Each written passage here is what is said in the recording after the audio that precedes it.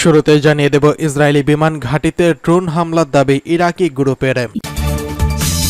জানিয়ে দেব উজবেকিস্তানে ক্ষুদ্র পারমাণবিক বিদ্যুৎ কেন্দ্র নির্মাণ করতে যাচ্ছে রাশিয়া।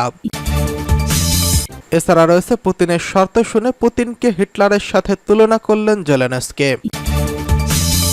জানিয়ে দেব গুরুত্বপূর্ণ আলোচনা করতে যুক্তরাষ্ট্র সফরে যাচ্ছেন ইসরায়েলি প্রতিরক্ষা মন্ত্রী। সর্বশেষ জানিয়ে দেব গাজায় ইসরায়েলি সেনার আত্মহত্যা। ইসরায়েলি বিমান ঘাঁটিতে ড্রোন হামলার দাবি ইরাকি গ্রুপের। ইসরায়েলের রামাত ডেভিড বিমানবন্দরে ড্রোন হামলার দাবি করেছে ইরান সমর্থিত ইরাকের ইসলামী প্রতিরোধ গোষ্ঠীটি। ইসরায়েলের দখলকৃত ওই ভূমিতে ড্রোন হামলা চালানো হয়েছে বলে দাবি করা হয়েছে। একই বিবৃতিতে ইসলামী প্রতিরোধ গোষ্ঠীগুলো বলেছে, গাজায় ফিলিস্তিনি বেসামরিক নাগরিক হত্যার প্রতিক্রিয়া হিসেবে এই হামলা চালানো হয়েছে। ইহুদিবাদী অবস্থানগুলিকে টার্গেট করে অব্যাহত রাখা হবে বোমা হামলা। তবে এই ধরনের হামলার বিষয়ে কোনো তথ্য দিতে পারেনি ইসরায়েলের প্রজাতন্ত্র ইসরায়েল প্রতিরক্ষা বাহিনী হোম ফ্রন্ট কমান্ড আইডিএফ জানিয়েছে, এই ঘাঁটি সতর্কীকরণ সাইরেনের শব্দও শোনা যায়নি। অক্টোবর থেকে গাজায় ইসরায়েলি বাহিনীর আগ্রাসনের পর দখলদারদের লক্ষ্যবস্তুতে হামলা চালিয়ে আসছে ইরাকের ইসলামিক প্রতিরোধ গোষ্ঠীগুলো। গাজায় ইসরায়েলি গণহত্যার জন্য ওয়াশিংটনের সমর্থনে প্রতিশোধ হিসেবে প্রতিরোধে ইরাক ও প্রতিবেশী সিরিয়ায় আমেরিকান সামরিক ঘাঁটিতে আঘাত হানেছে। প্রসঙ্গত, গত বছরের 7 অক্টোবর থেকে গাজা উপত্যকায় নির্বিচার আগ্রাসনের রিপোর্ট লেখা পর্যন্ত 37,232 ফিলিস্তিনি নিহত হয়েছেন। এর অধিকাংশই নারী ও শিশু। এছাড়া আহত হয়েছেন আরও 85,037 জন। এদিকে উজবেকিস্তানে ক্ষুদ্র পারমাণবিক বিদ্যুৎ কেন্দ্র নির্মাণ করবে রাশিয়া। উজবেকিস্তানে একটি ক্ষুদ্র পারমাণবিক বিদ্যুৎ কেন্দ্র নির্মাণের লক্ষ্যে উজবেকিস্তান ও রাশিয়ার সংশ্লিষ্ট কর্তৃপক্ষের মধ্যে চুক্তি সই হয়েছে। রুশ প্রেসিডেন্ট ভ্লাদিমির পুতিন সাম্প্রতিক উজবেকিস্তানে সফরকালে দেশটিতে পারমাণবিক বিদ্যুৎ কেন্দ্র নির্মাণে সহযোগিতা সংক্রান্ত দ্বিপাক্ষিক আন্তঃসরকারি চুক্তির কার্যপরিসর বৃদ্ধির লক্ষ্যে একটি প্রোটোকল স্বাক্ষরিত হয়। পরবর্তীতে চুক্তির অধীনে উজবেকিস্তানে ক্ষুদ্র পারমাণবিক বিদ্যুৎ কেন্দ্র নির্মাণের বিষয়টি অন্তর্ভুক্ত করা হয়েছে। প্রায় একই সময়ে রসাটমের প্রকৌশল শাখা এবং উজবেকিস্তান পারমাণবিক শক্তি এজেন্সির অধীনস্থ directorate for the construction of nuclear power plants উজবেকিস্তানে একটি ক্ষুদ্র নিউক্লিয়ার পাওয়ার প্ল্যান্ট নির্মাণের চুক্তি সই করেছে। রসাটসের এক প্রেস বিজ্ঞপ্তিতে এই তথ্য জানানো হয়েছে। উজবেকিস্তানের জিজাক অঞ্চলের রুশ নাশকতায় নির্মিতব্য এই ক্ষুদ্র পরমাণু বিদ্যুৎ কেন্দ্র 6টি ইউনিট থাকবে, যার প্রতিটি বিদ্যুৎ উৎপাদন ক্ষমতা 55 মেগাওয়াট, অর্থাৎ মোট ক্ষমতা 330 মেগাওয়াট হবে। রসাটম প্রকল্পের জেনারেল কন্ট্রাক্টর হিসেবে দায়িত্ব পালন করলেও স্থানীয় প্রতিষ্ঠানগুলো এর নির্মাণ প্রক্রিয়া অংশগ্রহণ করার সুযোগ থাকবে। রসাটমের মহাপরিচালক আলেক্সি চুক্তি স্বাক্ষর করে অনুষ্ঠানে বলেন, ক্ষুদ্র পারমাণবিক বিদ্যুৎ কেন্দ্র নির্মাণে এটি তাদের প্রথম এক্সপোর্ট কন্ট্রাক্ট, যার মাধ্যমে পারমাণবিক শক্তির ক্ষেত্রে রসাটমের অবিসংবাদিত নেতৃত্ব নিশ্চিত করেছে। এটা কোনো প্রাথমিক চুক্তি নয়, চলতি গ্রীষ্মেই আমরা এর নির্মাণ কাজ শুরু করতে যাচ্ছি। এদিকে পুতিনের শর্ত শুনে হিটলারের সাথে তুলনা করলেন জেলেনস্কি। ইউক্রেনে শান্তি পথ নিয়ে আলোচনা করতে শনিবার সুইজারল্যান্ডে সম্মেলন করার কথা 90 দেশের নেতাদের। ইউক্রেনের প্রেসিডেন্ট ভলোদিমির জেলেনস্কি এই সম্মেলনে যোগ দেওয়ার কথা রয়েছে। এই সম্মেলনে তিনি ব্যাপক আন্তর্জাতিক সমর্থন পাওয়ার আশা করছেন। এই শীর্ষ সম্মেলনে রাশিয়াকে আমন্ত্রণ জানানো হয়নি।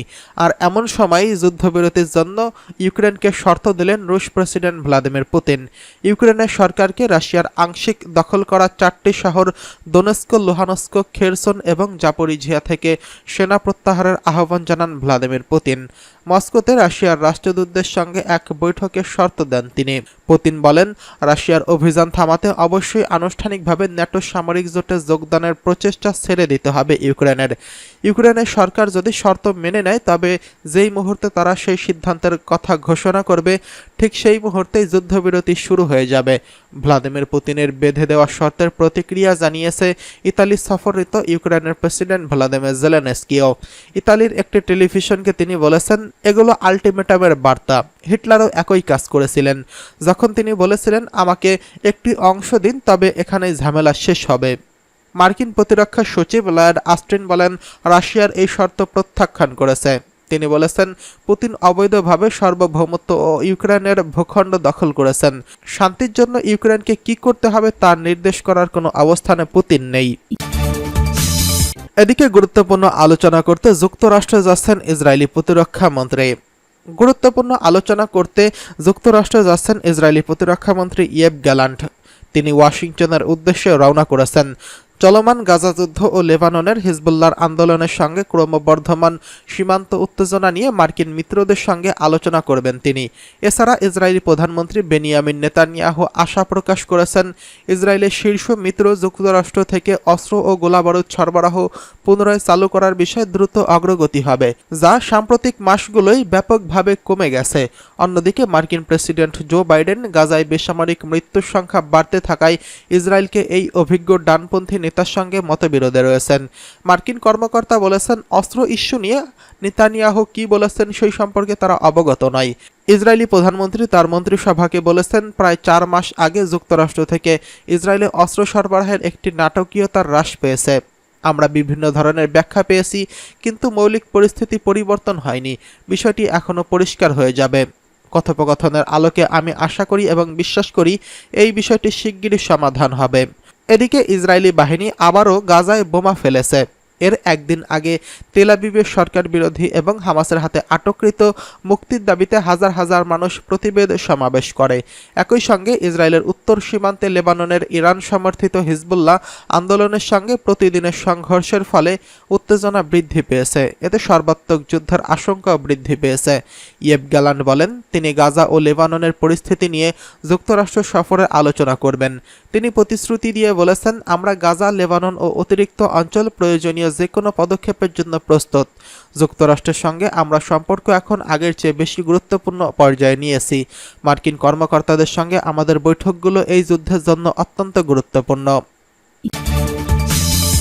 এদিকে গাজায় ইসরায়েলি সেনার আত্মহত্যা। গাজায় আক্রমণরত অবস্থায় আত্মহত্যা করেছেন ইসরায়েলের একজন রিজার্ভ সৈন্য। তিনি আহত হলে তাকে ইসরায়েলে ফেরার নির্দেশ দেওয়া হয়, কিন্তু তা না করে আত্মহত্যা করেছেন ওই সেনা। আত্মহননকারী ইসরায়েলি সেনার নাম এলিরান মিজরাহিম।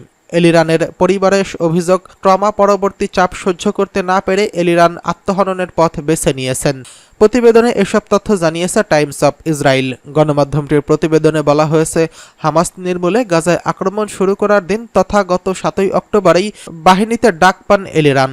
এই সময় তাকে সুপারনোভা মিউজিক ফেস্টিভ্যালে নিহত ইসরায়েলি নাগরিকদের মৃতদেহ সরানোর দায়িত্ব দেওয়া হয়েছিল। এরপর তাকে গাজায় পাঠানো হয়। এপ্রিলে আহত হওয়ার আগ পর্যন্ত তিনি কমব্যাট ইঞ্জিনিয়ার হিসেবে দায়িত্ব পালন করেন। চ্যানেল 12-এর নিউজ খবর অনুসারে এলিরান অক্ষম ইসরায়েলি সেনায় পরিণত হন। পোস্ট ট্রমেটিক স্ট্রেস ভুগেছিলেন তিনি। এরপর গত শুক্রবার থেকে গাজায় রাফা শহরের দায়িত্ব পালনের নির্দেশ দেওয়া হয়। এরপর তিনি আত্মহত্যার পথ বেছে নেন।